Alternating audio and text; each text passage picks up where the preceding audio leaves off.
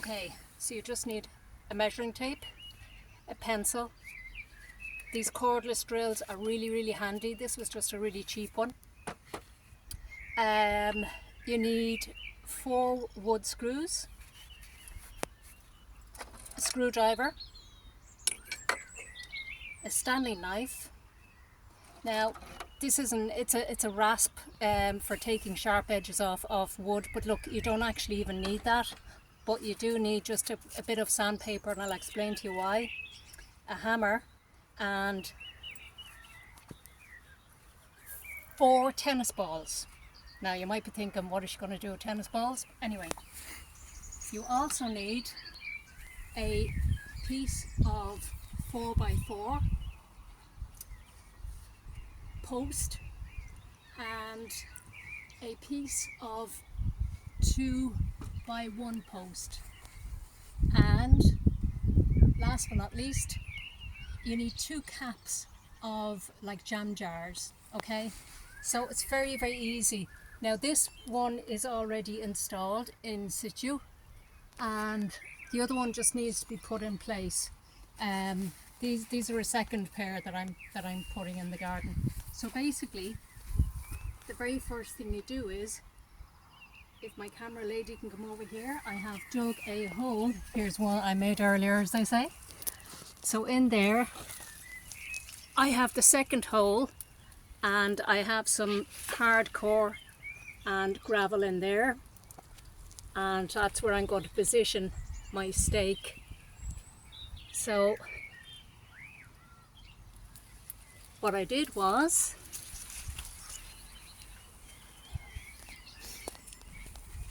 I simply, now it depends, it all depends. This is a blueberry bush, so it all depends on what kind of a berry bush you need to cover, you know. So that depends on the length of the stake you need and the width of this crossbar. So you'll know yourself. This, as you can see, is just, I needed to cover this much here.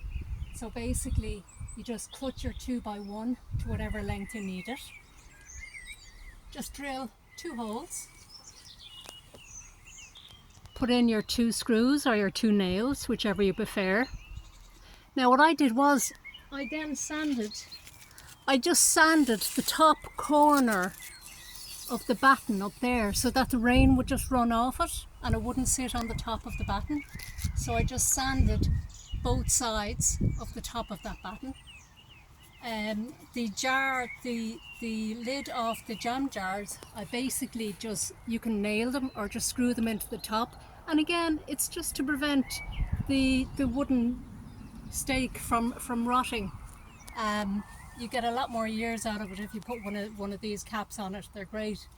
And I'm sure you're wondering now about the 2 tennis balls. This is the magic piece. Okay, so the tennis balls, again, here's one I made earlier, just to save time. So I basically just got my Stanley knife and I cut around the seam. You can see there, that was the natural seam of the tennis ball. So basically I just followed around the seam. Again, depending on the width of your batten on the top. And I basically sat that on the end of the 2x1. And what that does is, when you put your green mesh, which is, I have some here also to the side, that's what I use now for the blueberries.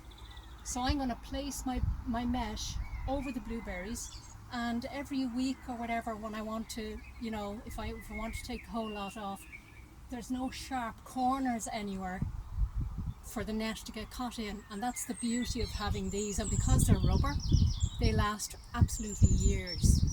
So that's basically it. And at the end here, like I say, I have some aggregate hardcore here that I put into the hole first, basically the way they used to do it years ago during our ancestors' times. So I basically popped these around the sides of the 2x2, and then put in smaller bits of aggregate stones that you'd find around your garden.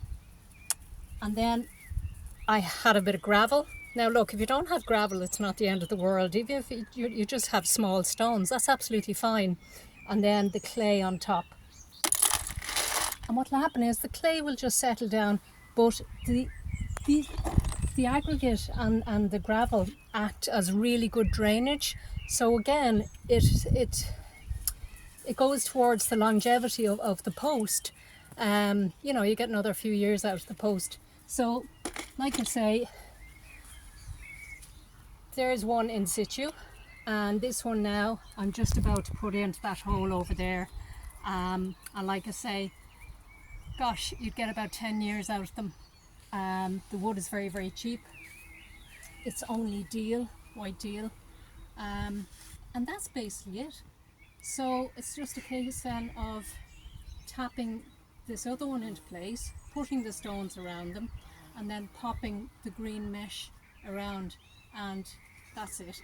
Now there was lots of different methods that I tried before, and this one, to be honest with you, I found the best. So I'm going to, it's all trial and error, but I would highly recommend this one. And would you have to paint the post?